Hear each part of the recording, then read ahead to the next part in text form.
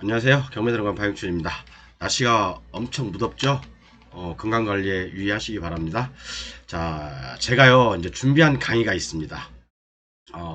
대법원 판례로 본 유치권 파괴 전략 해서, 여러분들 유치권 굉장히 어렵잖아요. 저도 사실은 유치권 어려워요. 왜 그러냐면, 케이스마다, 상황마다 다르기 때문에, 굉장히 어렵습니다. 법정지상권이나 다른 것들은, 모든 것들은 딱 정해져 있어요. 그죠?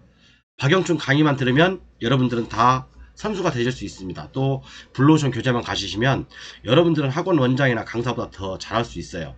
그런데 유치권에 있어서만큼은 굉장히 어렵고 난해한 부분이 많거든요. 특히나 유치권은 민법 조문이 달랑 8개 정도밖에 없어요. 그죠? 민법 조문이 8개 정도밖에 없다 보니까 나머지 민법에서 민법 조문이 해석하지 못하는 부분들은 판례에 의존할 수밖에 없어요. 그래서 우리가 이제 유치권을 공부할 때 대법원 판례가 한 100여 개 정도 되거든요.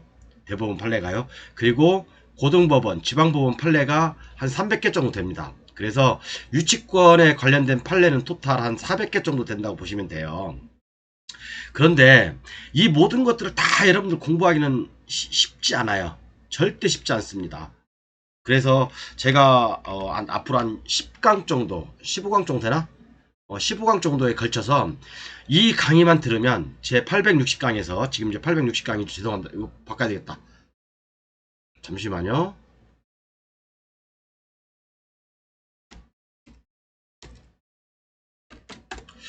860강에서 875강 제가 조금 심혈을 기울여서 준비해놨거든요.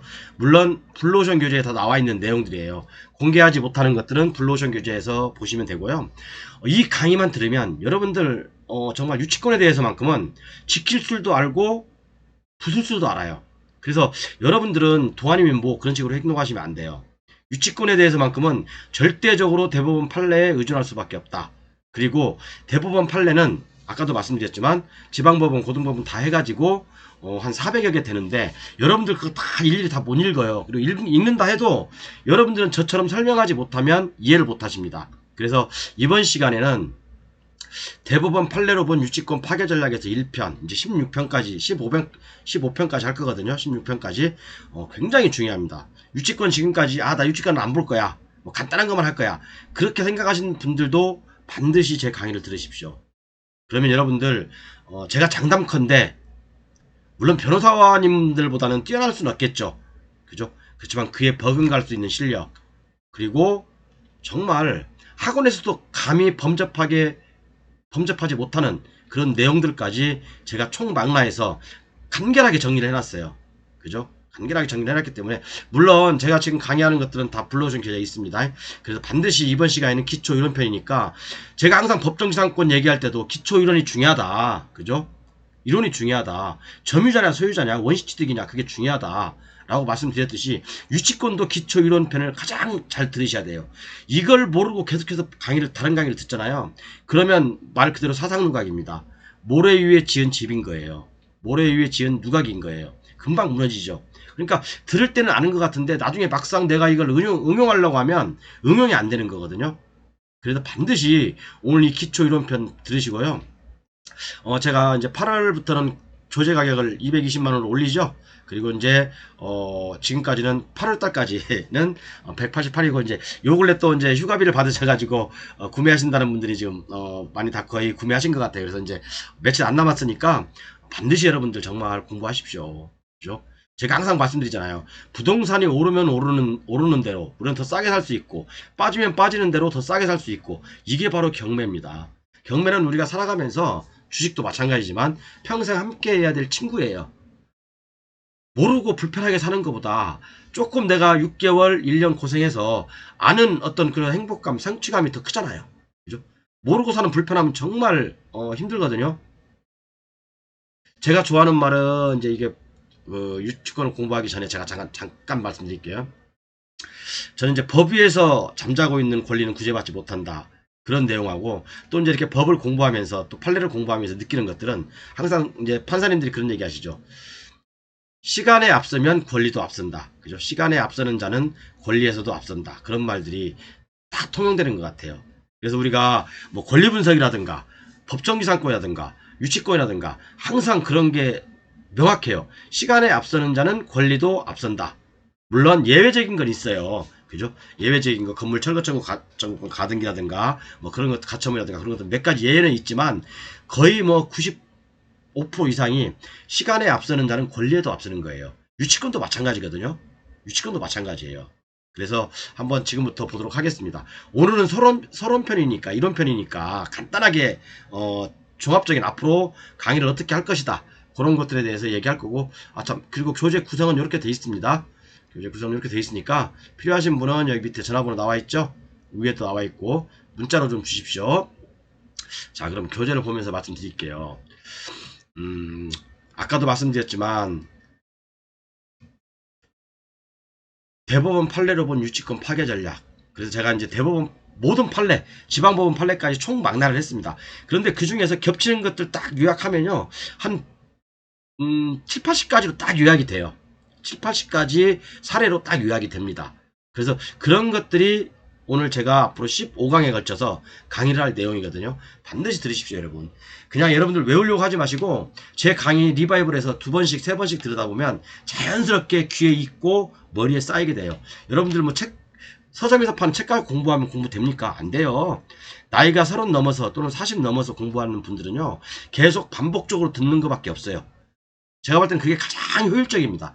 모르는 것들은 반복적으로 듣다 보면 귀가 열리고 머리가 딱 깨어요. 순간. 자, 그래서 제가 아까도 말씀드렸지만 유치권을 판례로 보아야 하는 이유는 민법 조문이 너무 함축적인 의미가 있기 때문에 해석과 판단은 대법원 판례에 의존할 수밖에 없어요. 그래서 민법 조문은 320조에서 328조 달랑 이거예요, 여러분. 달랑 이거예요. 특히 유치권의 내용, 유치권의 불가분성, 유치권의 경매 간입 충당, 뭐 과실수치권, 유치권의 선관 의무, 피담보 채권의 소멸시효, 그죠? 요런 것들, 유치권의 소멸, 요런 것들이 민법 조문입니다. 유치권하고 관련된 거. 그런데 이 조문을 가지고 이 짧은 조문에 400여 개의 판례가 있다니까요, 여러분들. 400여 개의 판례가 있어요. 놀랍죠? 그러면 우리가 이 민법 조문만 여러분 달달달 외운다고 해서 되는 게 아닙니다. 절대. 이것은 여러분들, 이것은 그냥 한 번쯤 읽어보세요. 한 번쯤 읽어보세요. 나머지는 다 판례입니다. 민법은 이렇게 구성되어 있지만 나머지는 다 판례로 구성되어 있어요. 그래서 제가 잠깐 훑어볼게요. 자, 이번 강의 860강이죠. 1편 서론할 거예요. 제가 대법원 판례로 본 유치권 파괴 전략. 그 다음에 몇 가지 더 말씀드릴 겁니다. 이제 표로. 그 다음에 861강에서는 유치권 포기각서의 특약, 유치권 배제 특약, 이런 것들에 대해서 이런 내용들을 가지고 얘기를 할 거예요. 여러분들 듣도 보도 못한 얘기예요. 학원에서 뭐 유치권 포기 특약, 여러분 그 이면에는 얼마나 많은 진실이 숨어 있는지 아세요? 모르면 여러분들 속된 말로 뒤집니다. 그죠? 유치권 포기 특약이 있다고 그게 포기가 되는 거예요? 죄송한 말씀 한번 더 쓸게요. 그것은 실력 없는 사람들이 얘기하는 개소리입니다. 말 그대로. 특약의 이면까지, 특약의 조건까지, 그죠? 특약의 어떤 배제까지 다 아셔야 돼요. 아셔야 된다고. 그 다음에 862강에서는 변제기와 유치권의 대항력, 그죠? 이것도 이렇게 많은 내용들이 있습니다, 여러분. 이것도 변제기와 관련된 거, 대법원 판례, 지방법원 판례, 고등법원 판례를 제가 다 압축해서 이렇게 한 7가지, 8가지 정도로 제가 압축을 해놓은 겁니다. 강의를 할 거예요. 그 다음에 863강에서는 부동산 가치 상승에 따른 유치권, 뭐 건물 가치 상승에 따른 유치권, 아니면 비용상환 청구권, 뭐 그런 것들이 있죠. 그죠? 그 다음에 뭐 토지의 그 비용상환 청구권, 그 다음에 제3취득자, 동시행 항변권, 이런 것들까지 다 공부를 하셔야 돼요. 다 연결돼 있어요. 연결돼 있어요. 제가 조금 이따 이 순서를 더 설명해드리고 유치권 기본 강의를 좀 해드릴 겁니다. 그 다음에 864강에서는 점유편인데 점유 굉장히 중요하죠, 여러분. 대법원 판례를 제가 12가지로 압축했습니다. 똑같은 내용들이 반복되기 때문에 지방법원이라든가 고등법원, 대법원 판례들이 다 1심, 2심, 3심 판례들이 점유에 대해서는 다 반복적이기 때문에 같은 내용들, 동일한 내용들, 또 특별한 내용들을 다 압축을 해놔서 이렇게 편출을 해놨습니다. 그리고 865강에서는 사용대차와 임대차, 특히 사용대차, 임대차, 그 다음에 뭐야, 여러 가지 있죠. 또 임차인과 관련된, 임대차와 관련된 것들 관련해서 이런 것도 여러분들이 많이 알고 있는 것들이고, 근데 이 중에서도 굉장히 중요한 내용들이 있습니다, 여러분. 굉장히 중요한 내용들이 있어요. 그 다음에 결연관계와 유치권. 여러분들 공부를 할 때 이 순서대로 공부를 해야지 학원에서 가르쳐준 대로 뭐 유치권은 뭐 타인의 물건을 점유한 자는 뭐 어쩌고저쩌고 그 내용 있죠. 그 순서대로 공부하면 그러니까 여러분들이 공부가 안 되는 거야. 제가 열거해 놓은 이 순서대로 공부를 지금부터 저와 같이 하잖아요. 여러분들 유치권 박사가 된다니까요. 저한테 물어볼 필요도 없어요. 물론 부족한 부분들은 불로전 교재 가지고 공부하시면 되고요. 그 다음에 결연관계와 유치권. 이것도 역시 이렇게 많은 게 있습니다. 결연관계 굉장히 중요합니다. 그죠? 또 더군다나 대법원 판례를 읽다 보면 또 지방법원 판례를 읽다 보면 헷갈릴 수 있는 조문들이 많이 있어요. 제가 항상 좋아하는 게 바로 그거잖아요. 헷갈릴 수 있는 조문을 구분하지 못하니까 여러분들은 실력이 안 는다. 그리고 법정기상권도 마찬가지고 헷갈릴 수 있는 조문을 구분하지 못하니까 여러분들은 법정기상권 실력이 안 느는 거예요. 그죠? 기초가 없으니까 원시 취득이 뭐고, 그죠? 그런 자체를 모르니까 여러분들은 법정기상권 맨날 성립되면 어쩌고, 뭐 성립 안 되면 철거청구, 집합청구, 집합건물 같은 거 마음대로 됩니까? 301호 뭐 5층짜리 건물인데 301호가 법정기상권 성립 안 된다고 301호만 때려 부술 수 있어요? 자, 867강 8편에서는 부합물, 종물과 관계에서 유치권. 이것도 굉장히 중요합니다, 여러분. 여러분들이 이 중에서 여기서도 여러분들이 생각하지 못하는 다른 내용들이 나오기 시작합니다. 제가 항상 그래서 여러분들한테 말씀드리는 게 죄송한 얘기지만 진짜 학원에서 강의하시는 분들, 뭐 조금 안다고 깜짝 놀라는 분들, 또 인터넷에서 유튜브에서 조금씩 뭐 강의하시는 분들 있죠. 진짜 변호사님들 빼고 나머지 부분들은 제가 볼 때는요 진짜 하수들이에요. 진짜 하수. 여러분들 그러니까 경매할 게 없어요. 저는 법정기상권 제가 100%다 깨진다고 했잖아요. 선순위 임차인도 다 100% 깰 수 있다고 했죠. 근데 그건 판도라의 상자를 여는 거기 때문에 제가 비공개로 합니다. 딱 한 분한테 알려드렸어요. 지금까지 제가 딱 한 분한테는. 자, 그 다음에 888강에서는 타인의 물권편을 할 거예요. 원시 취득을 제가 강조할 거거든요. 여기서도 원시 취득을 강조할 거예요. 법정기상권에 제가 원시 취득을 강조했죠. 미등기 무허가 건물에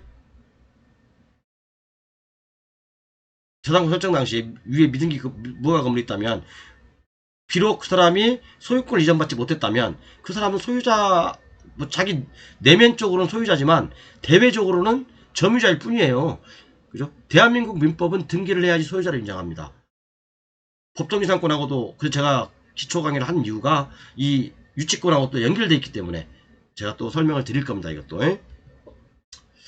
여러분들 모르는 거 유치권 조금 안다고 깝죽대지 마세요. 진짜로요. 그리고 유튜브라든가 뭐 네이버상에서 떠돌아다니는 정보들 그런 것들 믿고 경매하셨다가요. 진짜 보증금 1년에 날리는 게 얼마인지 아십니까 여러분? 얼마인지 아세요? 그 다음에 제10편 유치권의 소멸청구, 그 다음에 수익모델, 기타 유치권, 뭐 상사유치권, 그죠? 이런 것들, 기계설비들의 유치권, 기타 유치권에 대해서 제가 강의를 간단하게 할 거고요. 뭐 중요한 건 아니니까 사실은 이것은요. 근데 상사유치권은 굉장히 중요합니다. 870강에서는 11편인데 일괄경매에서 법정기상권 불성립, 그 다음에 유치권 성립하는 거, 일괄경매에서 다 아시죠? 유치권과 법정기상권에서 헷갈리지 말아야 할 것들 제가 여기서 또 한번 정리를 해드릴 겁니다. 그리고 12편에서 871강에서는 신의칙 위반에 대해서, 신의칙 위반은 사실은 잘 인정이 안 돼요. 예를 들어서 대부분 여러분들 아는 게 그거잖아요. 저당권이 10억인데 그죠? 저당권이 10억인데 그걸 보고 들어갔다? 신의칙 인정되냐 안 되냐? 그런 거 가지고 신의칙 잘 인정 안 돼요, 여러분들. 그런 거 갖고. 그런 거 갖고 신의칙이라고 하지 마세요. 제발 좀, 진짜 하수. 진짜, 날라리 하수. 그건, 신의칙은요, 법원에서 인정이 잘 안 되는 겁니다. 아니, 내가 빚이 많으니까, 그죠? 건물에 빚이 많으니까 건물을 다 개조해가지고 수익을 더 높게 하려고 건물을 깔끔하게 하고, 그 공사를 하는 거 아닙니까? 그죠? 그러면 그런 거 가지고 무슨 짜고 쳤네, 신의칙 위반이네, 과다한 채무가 있음에도 불구하고, 뭐, 공사를 했네. 그거 대부분 판사님들께서 인정해 줄 것 같습니까, 여러분? 그건 여러분들이 이상하게 학원에서 잘못 배운 거. 딱 판례 한두 개 가지고 그렇게 얘기하는 거예요, 그렇게. 그죠? 그것은 그 판례는요, 케이스가 다른 거예요, 여러분. 케이스가 다른 거라고요. 그건 서로 뭐라고. 서로 짜고 치는 고스톱이라는 거니까, 그건. 짜고 치는 고스톱이 발각됐기 때문에 그런 신의치 기반이 나온 거예요. 뭐 알지도 못하면서 그 판례 한번 보세요 여러분들. 대부분 판례 진짜 죄송합니다. 족도 모르면서 신의치 기반 여기 과다한 채무가 있음을 알고도 뭐 들어갔다? 이거 그 판례 그 내용 아니에요 여러분. 제가 그래서 그렇게 강의하는 사람들 보면 웃어요. 솔직히 웃습니다. 이 신의치 기반은 잘 이런 금전적인 거 등기부에 나와 있는 금액 가지고 잘 인정이 안 되는 경우가 굉장히 많습니다. 뭐죠? 요건 판사님 마음이에요. 요건. 그 다음에 872강 13편에서는요. 유치권이 성립되지 않는 경우와 유치권 부존재 소송에 대해서 제가 말씀드릴 거예요. 그 다음에 873강에서는 유치권이 성립되는 물건을 낙찰받았다라고 가정한 시 처리 방법을 말씀드릴 거고 814강 15편에서는 기타 유치권, 대법원, 고등법원 판례를 제가 쭉 모아놨습니다. 다 정리해놨어요. 유사한 것들은 다 정리해놨습니다. 그 다음에 875 이거 물론 다 불로소에 나와 있는 거예요. 875강에는 유치권 강의를 마무리하면서 제가 한 말씀 드리고자 합니다. 그래서 이번 시간에는 이렇게 서론을 말씀드리고 있는데, 자 그러면 우리가 대법원 판례로 본 유치권 파괴 전략이라고 제가 제목을 타이틀을 달았어요.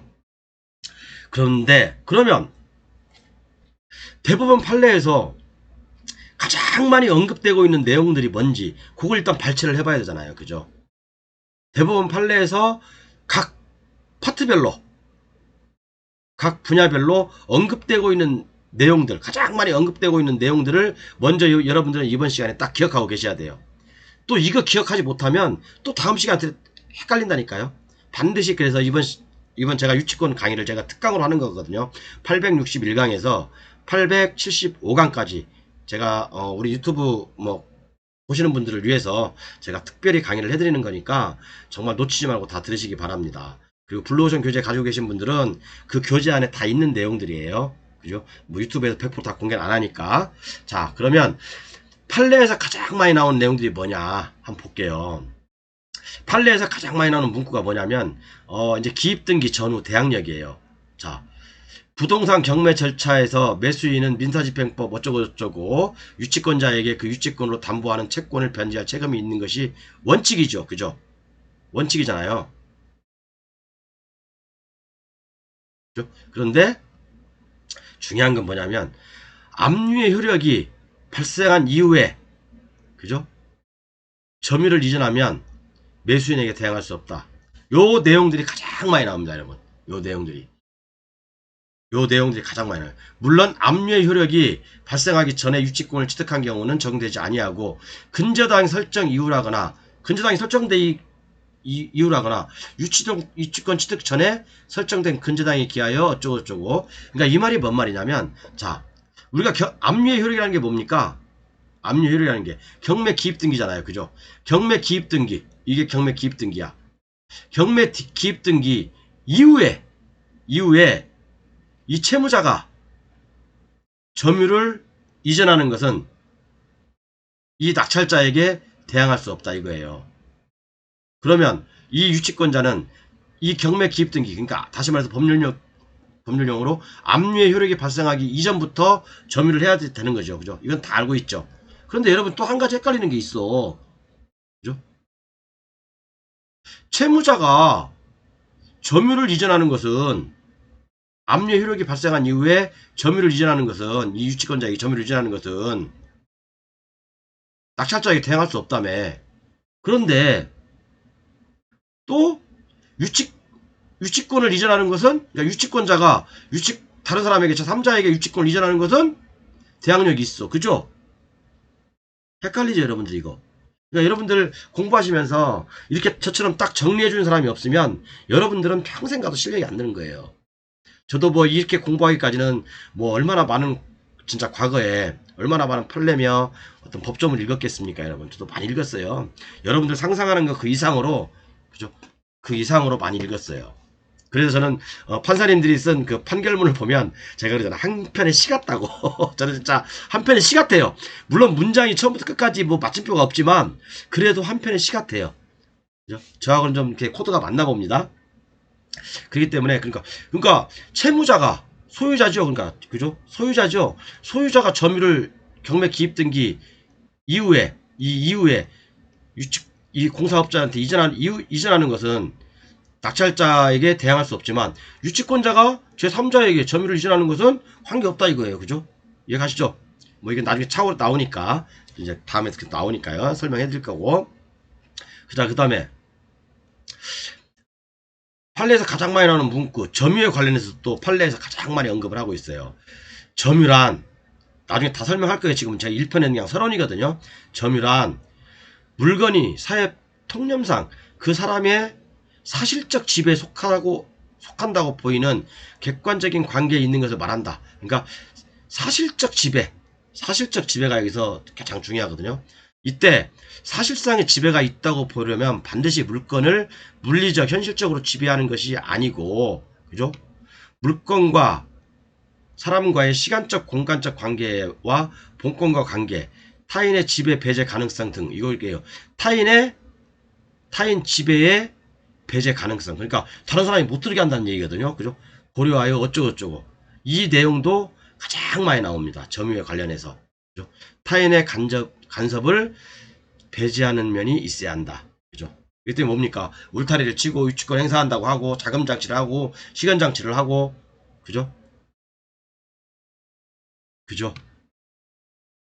자, 그럼 여러분 여기서 잠금 장치를 했는데 어떤 이렇게 공장이 있어요. 공장이 큰 게 있어. 공장 대문이 있어. 공장 대문을 옆으로 쭉쭉 열고 닫고 그럴 거 아닙니까? 그런데 이 유치권자가 이 공장 대문을 용접을 해버렸어. 그죠? 요것은 걸릴까요? 안 걸릴까요? 이건 불법입니다, 여러분. 불법이에요. 대법원 판례에 나와 있어요. 예담을 한번 해본 겁니다. 물론 용접하면 안 돼요. 그죠? 용접하면 안 됩니다. 그 다음에 변제기와 관련된 거. 변제기와 관련된 대법원 판례 중에 가장 많이 나오는 문구가 요 문구입니다. 요 문구예요. 그죠? 변제기에 있는 경우 비로소 성립하고. 잘 들어보세요, 여러분. 여기 그럼 제가 문제 하나 한번 내볼게요. 변제기가 뭡니까? 변제기. 뭐 발로 차는 제기입니까? 아니잖아요. 변제기가 뭐예요? 돈을 주고 받기로 한 날. 그죠? 그럼 이건 돈을 주고 받기로 한 날은 뭡니까? 수급받은 공사를 완료했을 때 돈을 주고 받는 거 아닙니까? 그죠? 그러면 변제기가 있을 때 유치권이 성립하죠? 그죠? 변제기가 있을 때 유치권이 성립하죠. 자, 그럼 제가 문제 하나 낼게요, 여러분들. 여기 잘 들어보세요. 여러분들 그래서 판례를 읽는 방법을 제가 말씀드리는 거예요. 어차피 제가 이제 15강 걸쳐서 강의를 할 거지만, 자, 보세요. 잘 들어보세요, 여러분. 압류의 효력이 발생한 후에, 공사를 완공했으면 뭡니까? 공사를 완공했으면 변제기가 도래한 거죠. 그죠? 그럼 돈을 주고받는 날짜가 된 거잖아요. 그죠? 공사를 완공했다는 것은 바로 변제기가 도래했다는 거예요. 그죠? 자, 공사를 완공하여 공사대금 채권을 취득함으로써 당연히 그러니까 공사를 완공했으니까 돈 주세요 라는 공사대금 채권이 나한테 생긴 거잖아. 돈 주세요라고 할 수 있잖아. 그죠? 그게 채권이 생긴 거잖아. 이제 그죠? 채권이 생겼죠. 그때 비로소 유치권이 성립하는 경우에는 이때 유치권이 성립한대. 변제기 때. 그러니까 유치권이 성립한다고 했죠. 그죠? 제가 유치권 성립은 변제기다. 뭐냐 이것은 공사를 완료한 시점이다. 똑같은 말이라고 보시면 돼요. 여러분들 판례를 읽으면서 유치권 실력이 안 느는 이유가 자, 변제기는 뭐냐? 돈 받는 날이다. 돈 받는 날은 뭐냐? 공사를 완료한 날이다. 공사를 완료했으면 뭐냐? 유치권이 성립한다. 그거잖아요. 그죠? 자, 그러면 자, 비로소 유치권이 성립했대잖아. 그죠? 경우에는 자, 보세요. 수급인은 공사를 한 사람이죠. 그 유치권을 내세워 경매 절차에서 매수인에게 대항할 수 없는 것이다. 여러분 이게 앞뒤가 안 맞죠? 아니 유치권이 성립한다는데 잘 들으세요. 여러분들 이걸 이해를 못하면 죽었다 깨라도 여러분 유치권 못 깬다니까. 제가 옛날에도 법정지상권 설명하면서도 원시취득을 그렇게 강조했잖아요. 남들은 얘기하지 않는 원시취득은 대한민국 최초로 제가 강조했잖아요. 다른 사람들은 뻐꾸기처럼 뭐 외워가지고 달달달 그냥 방송만 하지만 원리를 알아야 된다고 했잖아. 그죠? 자, 여러분 보세요, 그러면. 자, 이 말 한번 가만히 생각해 봅시다. 가장 중요한 말이니까 크게 놔야지. 크게 하면 또 전체가 다 삐뚤어지는데. 어쨌든, 자, 다시 한번 읽어볼게요. 공사를 완공하여 공사대금 채권을 취득함으로써 그때 비로소 유치권이 성립한 경우에는, 자, 그럼 여기 한쪽적인 가장 중요한 말이에요. 유치권에서 가장 중요한 말이라니까요. 자, 공사를 완성했다. 그럼 뭡니까? 내가 공사대금을 달라고 채권을 취득한 거잖아요. 그죠? 공사대금을 주세요 라고 채권이 생긴 거잖아. 그죠? 자, 그러면 공사를 완료했다. 그럼 이게 뭡니까? 변제기잖아. 변제기. 돈을 달라 라고 하는 변제기잖아요. 그죠? 공사를 완료하면 변제기가 도래한 거죠. 공사를 완료하면 변제기가 도래한 거야. 그러면 변제기가 도래했다는 건 뭡니까? 유치권이 성립했다 이 말이잖아. 제 말이 틀렸습니까? 제 말이 틀렸냐고요? 맞죠? 자, 공사를 완성, 이거 여러분 100번, 1000번 이해를 하셔야 돼요, 여러분들. 공사를 완공했다. 그럼 뭐, 변제기가 도래한 거잖아요. 그죠? 변제기가 도래했으면 뭡니까? 나한테는 유치권이 성립한 거잖아. 돈을 안 줬으면. 변제기가 도래했는데 돈을 안 주면 유치권이 성립한 거잖아요. 그죠? 자, 그런데, 또 다음 판례는 뭐냐면, 그 다음 또 말씀은 대부분 판사님들께서 유치권을 내세워, 그러니까 유치권이 성립했잖아요. 그죠? 이 유치권을 내세워서 경매 절차에 매수인에게 대항할 수 없대. 경매 절차에서 매수인에게 대항할 수 없대. 아니, 유치권이 성립한다며, 여러분들. 유치권이 성립하는데 왜 매수인에게 대항할 수 없어요? 여러분들이 생각할 때는 이게 뭔 소리야. 뭔 소리야. 여러분들 공부 5년, 10년 해도 이 뜻을 모르는 사람들 수두룩합니다. 자, 그래서 여기는 많은 함축적인 내용들이 있어요. 압류 효력이 발생한 후에잖아요. 그죠? 경매 기입 등기가 된 후에, 그죠? 변제기가 도래했으면 변제기가 도래했다는 건 뭐예요? 공사를 완료했다는 거예요. 공사 완료 안 했으면 유치권 성립 안 돼요, 여러분들. 그래서 공사 도급계약서가 중요한 거예요. 만약 공사 도급계약서가 없다. 그러면 공사 완료하면 돈 줄게. 서로 그렇게 얘기했어. 그럼 경매 그렇게 한 상태에서 경매 기입 등기가 딱 됐어. 경매 기입 등기가 된 다음에 공사를 완료 못했어. 유치권 인정 안 됩니다. 유치권 나중에 다 설명해 드릴 거지만 도급계약서가 없으면 도급계약서가 없으면요 원칙적으로 유치권 인정돼요. 그러나 단 경매 기입 등기 이전에 공사를 완료해야 된다라는 거죠. 그죠? 여기서 여기 말하잖아요. 경매 기입 등기 이후에 변제기가 도래하면 이것은 무효다. 낙찰에 대항할 수 없다. 라고 돼 있잖아요. 그죠? 이해 가시죠, 이분? 이 부분 제가 여러분들 계속해서 귀에 따갑게 설명해 드릴게요. 지금 제 강의를 처음 듣는 분들은 이해 못 하시는 부분도 있어요. 왜? 저도 충분히 이해합니다. 그렇지만 2번, 3번 들으면 제가 이해된다고 말씀드렸잖아요. 유치권을 알면 유치권하고 법정지상권이 여러분들 경매의 30% 정도 차지합니다. 그 다음에 제가 주력으로 하는 토지공법이 한 60%, 나머지는 10%도 안 돼요, 여러분들. 뭐 어째 가등기 그런 거 가등기 100% 깰 수 있어요, 여러분들. 그죠? 대주권 미등기가 아무것도 아니에요. 그거 다 100% 깨집니다. 다 내 걸, 돈 한 푼도 안 주고 내 걸로 만들 수 있어요. 그런 것은 나머지 것들은 갖춰본 가등기 그런 10%도 안 된다니까, 경매에서. 유치권 법정지상권이 한 15% 정도 차지하고요. 그 다음에 토지공법이 한 60%, 나머지는 10%예요. 이해 가시죠? 자, 그래서 이 말 여기서 여러분들 공사를 완료했다는 것은 변제기에 도래했다는 거고, 변제기에 도래했다는 것은 유치권이 성립하는 거예요. 그죠? 근데 이 유치권이 성립하면 경매 기입 등기 전에 유치권이 성립해야지, 경매 기입 등기 후에 유치권이 성립하면 안 된다는 얘기잖아. 그죠? 조금 이따 다 정리해 드릴 거예요. 이해 가시죠?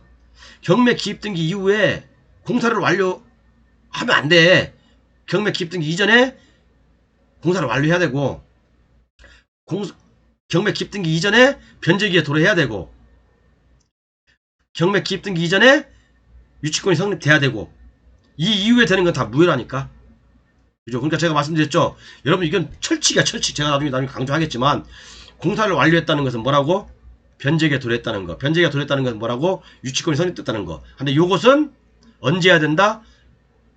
경매 기입 등기 이전에 해야 된다. 이해가시죠? 자, 계속해서 설명해 드릴 거예요. 이 부분은. 지금 오늘 그냥 서론이에요. 서론. 여러분 중요한 거 아니야. 그냥 여러분 듣기만 하세요. 듣기만. 외우려고 하지 마시고. 이제 귀가 따갑게 들을 거예요. 귀가 따갑게 듣다 보면 875강까지 딱 듣다 보면 한 두 번, 세 번 듣잖아요. 아, 나 유치권 박사야 라고 딱 손들고 나올 수 있습니다. 진짜. 손들고 나올 수 있어요. 자, 그리고 점유의 이전. 점유의 이전 여기 대부분 판례자 나와 있고 지금 시간이 많이 갔는데 30분이 갔는데 그 다음에 제가 또 하나 여기 가장 많이 나오는 판례 중에 원시취득이라고 있죠. 원시취득. 제가 이것도 계속 강조할 거예요. 그죠? 도급인 거, 이것은 제가 법정지상권에서 설명한 거예요. 중요하니까 설명한 거예요. 여러분들한테. 중요하니까 설명하는 거예요. 우리가 헌법 1조 1항이 뭡니까? 대한민국 민주공화국이다. 그잖아요. 그죠? 그거 똑같은 거예요. 원시취득은 우리가 공법이나 민법을 공부하면서 굉장히 중요한 겁니다. 무시할 수가 없는 거예요. 자, 그래서 도급인과 수급인 사이에 특이하기나 특별한 사정이 없는 한 수급인의 소유다. 뭐 이런 것들 있죠. 그죠? 도급인에게 원시적으로 귀속된다. 뭐 수급인에게 유치권을 뭐 갖게 된다. 뭐 이런 것들 대부분 판례 있으니까 설명 쭉 할 겁니다. 그 다음에 제3자라는 문구가 나오는데, 그죠? 판례에서는 제3자라는 문구가 나와요. 자, 여러분, 어떤 부동산에 저당권이 설정돼 있어. 저당권 설정돼 있어. 그런데 이 부동산을, 이 집을 어떤 A가 샀어. 매수를 했어요. 그런데 이게 경매가 넘어갔어. 그러면 이 매수인은 제3자입니까? 아닙니까?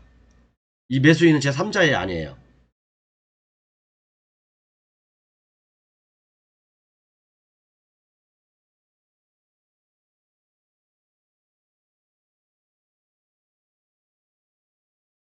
피담보 채무를, 그죠? 대신 변제할 제3자입니까? 아닙니까? 제3자예요. 이 사람도 제3자예요. 그러니까 여러분들 이런 부분들을 모르고 유치권을 공부하니까 맨날 간단한 것만, 간단한 것만. 간단한 거에 돈 됩니까, 여러분? 돈 안 돼요. 제가 사실은 상담을 많이 받는데 유치권 사실은 저는 유치권 상담하면서 돈 많이 벌어요, 여러분. 여러분들이 상상하지 못하는 유치권, 저는 대부분 판례 400여 개 판례를 제가 다 뭐 거의 암송하다시피 하고 있으니까 저는 큰 손들 있잖아요. 죄송합니다. 큰 손님들이 저한테 상담 많이 옵니다. 근데 저는 상담료가 굉장히 비싸요. 만약 10억짜리 물건 상담한다. 그럼 저는 기본적으로 제가 원하는 논리대로 해결이 되면 저는 무조건 1000만원을 받습니다. 그리고 만약에 성사가 안 됐을 경우는 돌려줍니다. 그 돈을. 저는 그렇게 해요. 유치권에 대해서만큼은 제가 그렇게 상담해드립니다. 자, 그리고 이제 소멸 청구가 나오는데 유치권 소멸 청구에 대해서 이제 이것도 쭉 제가 강의를 할 거고, 그죠? 그 다음에 점유의 침탈에 대해서도 제가 설명을 할 겁니다. 자, 여러분, 제가 한 가지 그럼 점유 침탈. 내가 어떤 이 건물에 유치권 행사하고 있었는데, 그죠? 유치권 행사하고 있었는데 박영춘이가, 근데 어떤 사람이 무단으로 들어와가지고 내 이 점유를 뺏어버렸어. 내가 집에 간 사이에, 저녁에 퇴근한 사이에 다시 자기가 싹, 그죠? 점유를 침탈해가지고 이 B라는 사람이 제 걸 뺏어버렸어. 그죠? 뺏어버렸어요. 그러면 이 박영춘이는 유치권이 있습니까? 없습니까? 없어요. 유치권 없어요. 1년 이내에 소를 제기해야 되겠죠? 그죠? 나는 이 점유를 다시 회복하기 이전에는 유치권자가 아니에요. 그죠? 유치권자가 아니라니까. 경매사령관은 점유를 다시 회복하기 이전에는 유치권자 아니에요. 아니라고. 이 사람이 강제로 침탈했지만 이 사람이 유치권자라고. 당장은 지금 그런 어떤 판례도 제가 소개를 해드릴 거고. 그럼 어떻게 해결할 것인가. 해결책이 다 있어야 되잖아요. 그죠? 그 다음에 여러분들 뭐 제가 아까 그래서 유치권 포기특약이 있으면 유치권 성립 안 된다 라고 말씀드린 적 있죠. 개소리래 개소리. 유치권 포기특약이 있으면 유치권이 성립 안 된다? 아니 무슨 그렇게 무책임한 행동이 말이 어디 있습니까? 그렇게 강의하는 그 유튜브 강사들을 다 진짜 제가 봤을 때 유튜브 빨리 내려야 돼요. 진짜 실력 없고 실력 없는 사람들이 하는 거거든요. 자, 유치권 여러분, 유치권 포기특약, 유치권 배제 특약에도 조건을 붙일 수가 있어요. 조건을. 그럼 그 조건이 무효냐? 무효가 아니에요. 조건이 무효냐? 무효가 아니라니까요. 그래서 사람들은 유치권 배제 특약, 유치권 포기 특약이 있으면 유치권 뭐 성립 안 된다고 하는데 제가 지금 장담하잖아요. 개소리라고. 그렇게 얘기했던 사람들은 지금 빨리 유튜브 내리세요. 괜히 나중에 망신당하고 쪽팔리지 말고. 그런 거에 대해서 제가 설명할, 남들한테 대한민국에 제가 최초로 공개하는 것들입니다. 자, 이렇게 해서 이제 강의를 이렇게 쭉 서론을 갖다 말씀드렸고, 그래서 결국은 그거예요, 여러분. 보세요. 유치권은 말 그대로 타인의 물건, 점유를 해야 되고, 변제기에 있어야 되고, 결연관계에 있어야 되고, 기타 법률과의 관계도 고려해야 되고, 그 다음에 또 유치권도 꿰뚫릴 줄 알아야 되죠. 그죠? 우리가 이런 걸 공부하는 거예요, 이제요. 그리고 또 기타 유치권도 공부해야 되고, 그죠? 기타 법률과의 관계, 이런 거 공부해요. 자, 그러면, 이게 경매 기입 등기, 아까 설명했던 게. 경매 기입 등기예요. 그죠? 경매 기입 등기 이후에는 점유를 했어. 대항력 없어요. 그죠? 낙찰자에게 대항 못합니까? 못합니다. 경매 기입 등기 이후에 채무자가 점유를 이전하는 행위. 이전에 이전하는 건 상관없지만 이후에 경매 기입 등기 이후에 점유를 유치권자한테 이전했다. 대항력 없어요. 그리고 유치권자가 3자에게 유치권을 피담부 채권과 함께 이전하는 행위. 유치권자가 아까는 채무자가 이전하는 것은 대항력이 없지만 유치권자가 제3자에게 이전하는 것은 인정되죠. 그죠? 단지 유치권과 피담부 채권과 같이 양도를 해야 되는 거죠. 그죠? 그런데 유치권자가 피담부 채권에 양도 없이 유치권만을 이전하는 행위. 이것은 대항력이 없죠. 그죠? 피담부 채권 말 그대로 채권이에요. 채권. 유치권 내가 유치할 수 있는 권리만 이전하는 게 아니라 자 그러면 내가 이 받을 돈도 있으니까 돈도 같이 이 사람한테 줘야 된다는 얘기예요. 그죠? 그 다음에 기입등기 이후에 변제기가 도래한 경우 대항력 없죠? 제가 다시 설명. 다시 공사를 완료했다는 게 뭡니까? 변제기가 도래했다는 거잖아요. 돈 주세요라고 할 수 있는 권리잖아요. 변제기가 도래했다는 거잖아요. 변제기가 도래했다는 것은 뭐예요? 공사가 완료됐다는 건 뭐예요? 변제기가 완료됐다는 건 뭐예요? 유치권이 성립됐다는 얘기잖아요. 근데 이 유치권이 성립되는 것도 경매 기입 등기 이전에는 성립되면 상관없지만 이후에 성립되는 건 안 된다. 대항력 없다. 그거잖아요. 그죠? 아까 똑같은 내용이에요. 기입 등기 이후에 공사를 완료한 경우 이것도 대항력 없죠. 공사를 완료했다는 것은 100번 1000번 들으십시오. 여러분 이거. 공사를 완료했다는 것은 변제기가 도래했다는 거고 변제기가 도래했다는 것은 유치권이 성립됐다는 거다. 이 세 개는 트리오 그냥 쌍둥이다. 셋쌍둥이에요. 이건 여러분들 그냥 외우려고 하니 자연스럽게 그렇게 돼야 돼. 자연스럽게. 공사를 완료했어. 뭐 변제기가 왔네. 내가 돈 받을 채권이 있네. 그럼 유치권이 성립하네. 돈 안 주면 그렇게 이해하십시오. 이것은 유치권하고 여러분들 뗄래야 뗄 수 없는 관계예요. 이런 것들을 강의 안 하니까 여러분들은 맨날 유치권 머리만 빙빙빙 도는 거예요. 유치권 단어는 알고 있지. 그렇지만 실질적으로 깊은 내용들을 모르는 거예요. 깊은 내용을 모르는 거예요.